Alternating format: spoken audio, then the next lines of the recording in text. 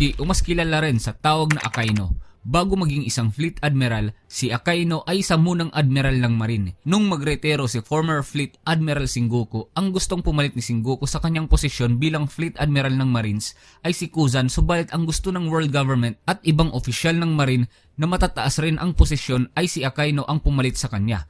Kaya naman para malaman kung sino ba talaga ang mas karapat dapat na maging sunod na Fleet Admiral ng Marine, si Kuzan at Akaino ay naglaban sa isang one-on-one na duel at nagkasundo na kung sino man ang mananalo ay siyang magiging bagong Fleet Admiral ng Marines. Ang laban nilang ito ay tumagal ng 10 araw and at the end, ang nanalo ay si Admiral Akaino. Sa tatlong admiral sa nakaraan na sila Akaino, Kuzan at Kizaru, si Admiral Akaino ay ang pinakamalupit sa lahat dahil sa kanyang matinding paniniwala sa absolute justice. Wala siyang patawad sa sino mang sa tingin niya ay masama. Handa siyang isakripisyo ang ilang inosenteng tao, masigurado lamang na walang makakatakas na kriminal na para sa kanya ay magiging banta sa daigdig. During Ohara incident, pinaputukan ni Akaino ng kanyon ang isang barko na ang mga sakay ay mga refugee o inosenteng mamamayan ng Ohara. Ginawa niya ito kahit na alam niyang mamamatay rin ang maraming inosenteng sibilyan na sakay ng barko para masigurado lamang na walang makakatakas kahit na isang scholar ng Ohara. Sa Summit War, handa rin siyang patayin si Kobe, isang miyembro ng Marine, dahil lamang gusto nang itigil ni Kobe ang digmaan laban sa Whitebeard Pirates. Ang ugaling ito ni Akaino at ang kanyang matinding paniniwala sa absolute justice ang dahilan kaya tutol si Kuzan na si Akaino ang maging bagong Fleet Admiral ng Marines.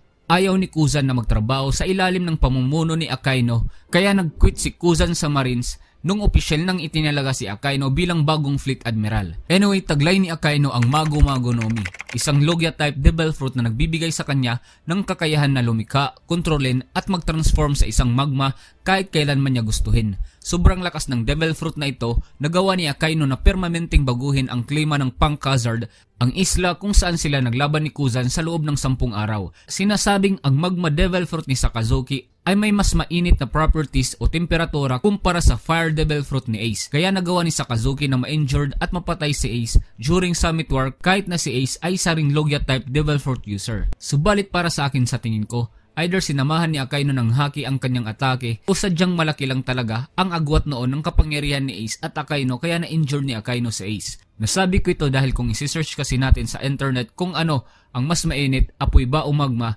lalabas ang sagot na may mga uri ng apoy na mas mainit kumpara sa magma. Nagpapaiwatig na kung mas malakas lang sana si Ace during Summit War, hindi sana siya madaling mapipinsala ni Akaino at may tsansa siyang manalo kung devil fruit lang ang labanan.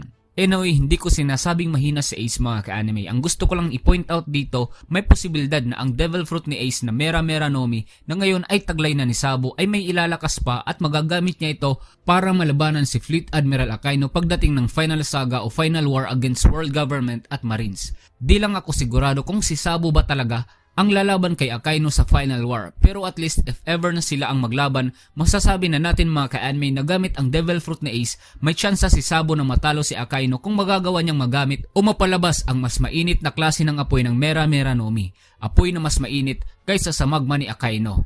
Anyway, pagdating naman sa haki power, si Admiral Akaino ay may kakayahang gumamit ng malakas na armament haki at meron rin siyang malakas na observation haki. Although hindi pa ipinakita na kaya rin niyang gumamit ng Conqueror's haki, considering ang lakas at posisyon ni Akaino at ang mga nagawa niya during Summit War, di na ako magugulat kung sa future chapter ng One Piece i-reveal na kaya rin niyang gumamit ng Conqueror's haki.